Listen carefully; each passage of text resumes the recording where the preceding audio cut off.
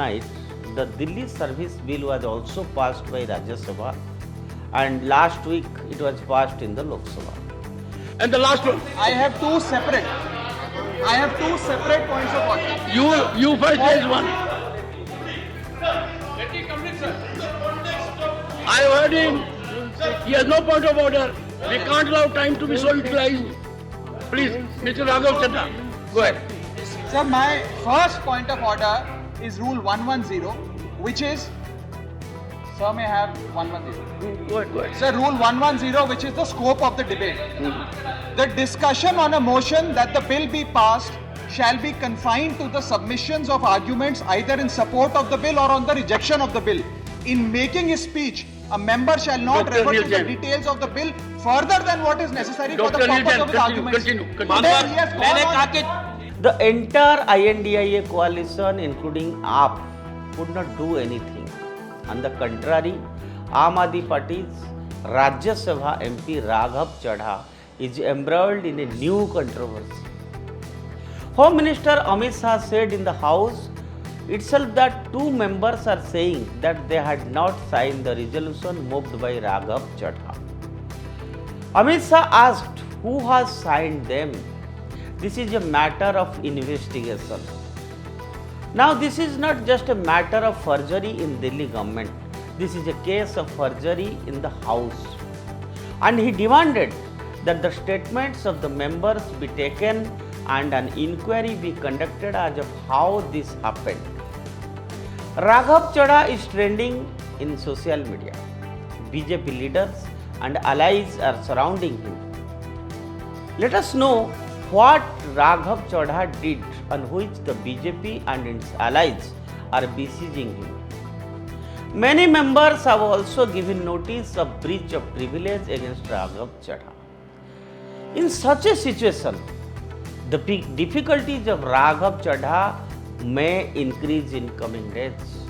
And on the other hand, the Aam Aadmi Party has alleged that the BJP wants to silence the voice of Raghav Chadha as usual. So what did Raghav Chadha do like this? And Home Minister Amit Shah said in Rajya Sabha that Biju Janata Dal MP Sasmit Patra and BJP MP Dr. Sudhanshu Trivedi are saying that they have not signed the resolution to be part of the selection committee that was moved by AAP MP Raghav Chadha. A total of 5 such MPs came forward. It is being said that the 5 members have complained against Raghav Chadha regarding the signature dispute. There is an allegation of breach of privilege.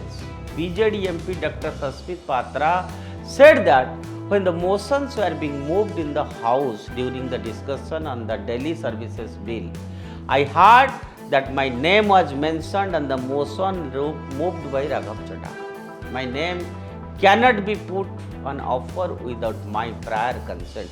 I hope the Speaker of the House will make the action. Dr. Patra has given a complaint also. Obviously, now it is a matter of privilege, and AIDMK MP Dr. A.M. Thambidurai also claimed that he has not signed the paper and it is a matter of privilege. So we hope the truth comes out soon and so that the parliamentary customs and ethos be preserved in the case of Raghav Chadha. Friends, now let us move to another issue that was being a matter of discussion in Nuh, Haryana. Friends, we talk about an audio clip of Nuh violence which has gone viral. The ongoing debates surrounding violent plots in Nuh district of Haryana remain highly contentious, with fresh revelations shedding new insight on the matter.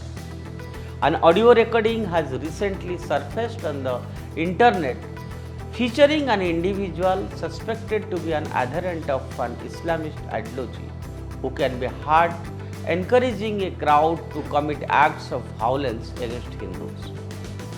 In the widely circulated audio clip, the speaker commences the discourse with the salutation of Assam Wali before proceedings to incite members of their community to assemble at the Sringar temple in Mewat on the 31st of August. The speaker goes on to advocate for the targeted killing of a minimum 10 to 20 individuals from a gathering estimated to be between 100 to 200 people, emphasizing that those identifying as Mewati should be capable of confronting 10 to 20 Hindus. The intended destination of the Jalabhisek Yatra was the Sringar Mandir, a Shiv temple situated approximately 45 minutes away from the Noor. The unidentified speaker in the audio clip calls into question the bravery of Mewat's inhabitants, urging them to act fearlessly and challenging their willingness to engage in conflict. And shortly after the audio clip gained circulation, incidents of violence erupted in the vicinity of the Sringar Mandir. Videos depicting troublemakers attacking Hindus have been obtained by a news outlet, which additionally reported that the Haryana police have identified the individual responsible for the audio and are in the process of planning his arrest. The context for this situation can be traced back to July 31st, when a mob adhering to an Islamist ideology pelted stones at a Hindu religious procession in Haryana's Noor district. The procession had been organized by Vishwa Hindu Parishad, Bajrang Dal and Matri Shakti Durga Vahini, encompassing visits to ancient temples in the Mewat region following a Jalabhisek ritual at the Nalhar Shiv temple. This occurrence of audio clip underscores a concerning truth that contradicts widely accepted viewpoints. This is a matter of serious concern. One hopes that Government of Haryana will take appropriate action. Now let us move to another news, and that is from United States of America. Harvard professor Charles M. Lever has been caught on the charges of receiving money in the lieu of providing important information and is in the grasp of federal authorities. He is accused of tax evasion and providing false information about his deep affiliations with China.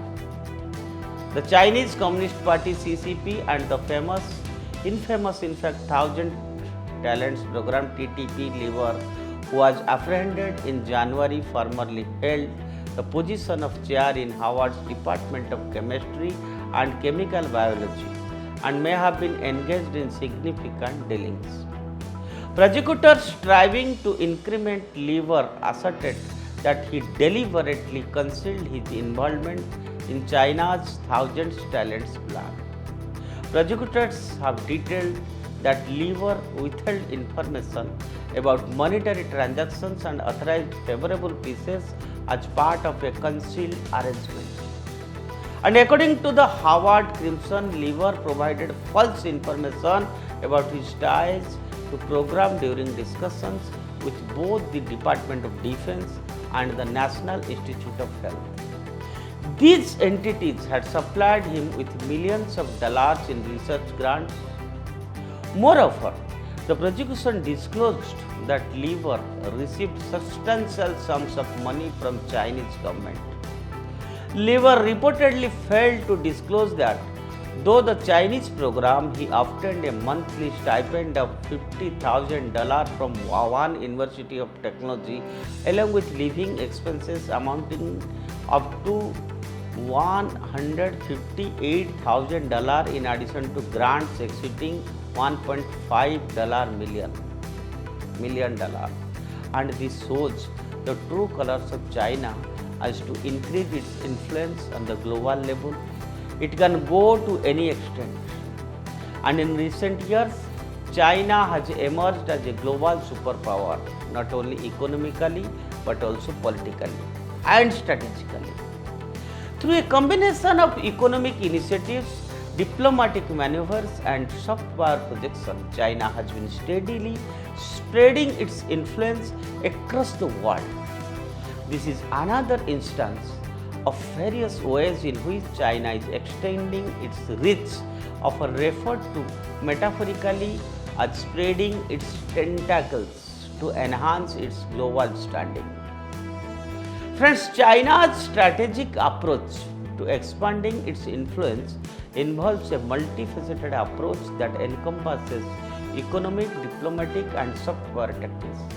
While some of these efforts are met with enthusiasm, others raise concerns about transparency, accountability, and potential geopolitical implications. As China continues to assert its influence to initiatives like the Belt and Road Initiative and economic investment, the international community will need to closely monitor the evolving dynamics and their impacts on global stability and power dynamics.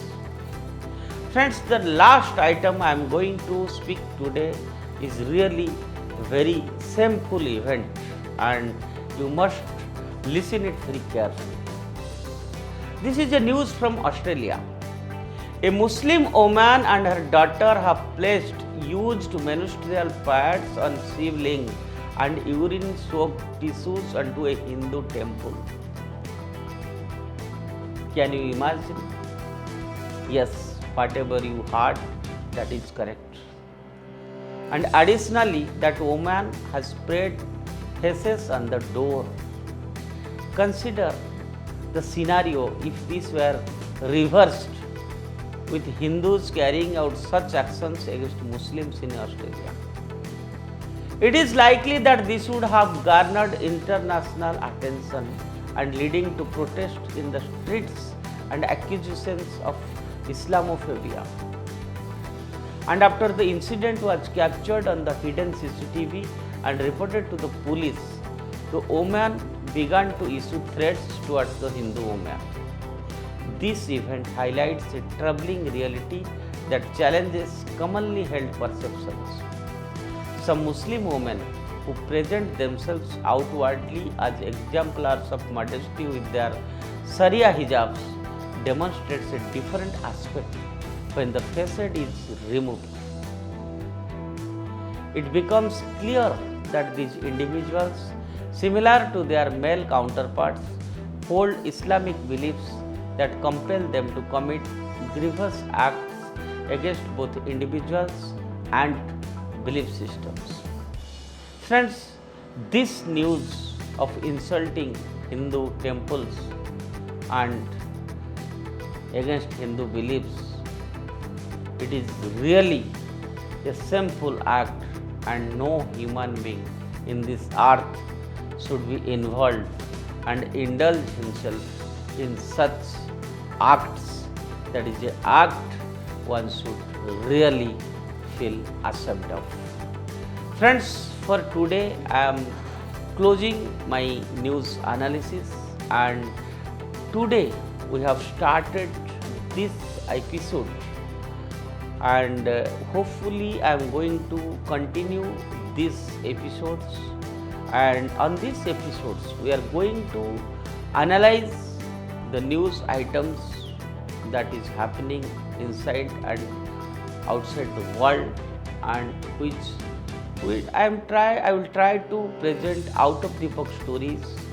Like today, besides some known news, you could have seen 3-4 items that is really not spread by media, and that will never spread because they have an agenda.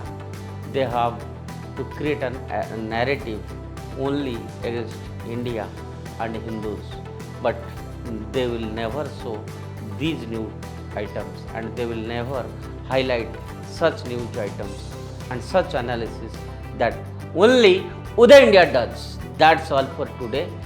Stay tuned with Uday India. Bharat Mata ki Jai.